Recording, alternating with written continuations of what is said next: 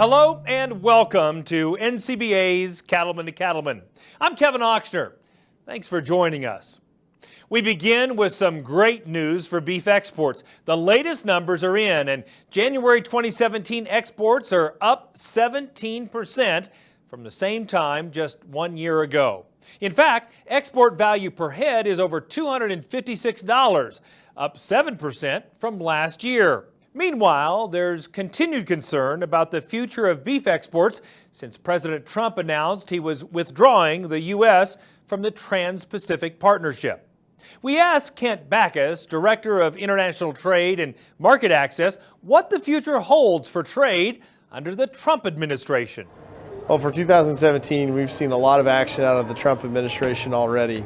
Within the first day, President Trump announced the withdrawal of the United States from the Trans-Pacific Partnership.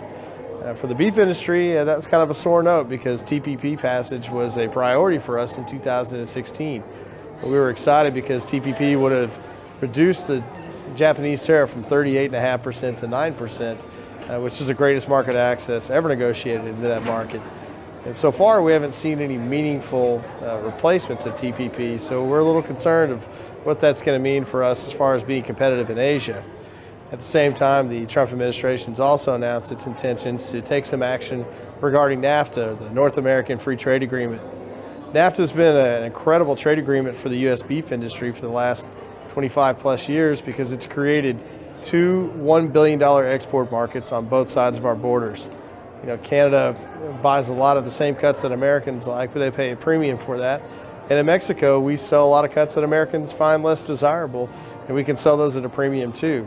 So we're a little worried about any changes to NAFTA that may disrupt that trade and could potentially upset the balance of the profit margins of our producers. Now that TPP is no longer an option, we asked Kent what's next to ensure the beef industry gets access to those important Asian markets. Well, access to the Asian market will continue to be a priority for National Cattlemen's Beef Association. While TPP would have been a great step forward for us, especially in expanding our access into the Japanese market, we're hopeful that there'll be other opportunities, either through renewed negotiations under a different form of TPP or perhaps a bilateral negotiation with the Japanese government directly. Other than that, we're also looking to expand trade with the Philippines, with Indonesia, potentially with Taiwan. But obviously the biggest market out there is China.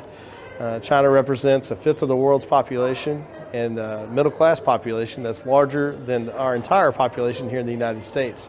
So we're hopeful that we'll be able to regain access to the Chinese market in 2017.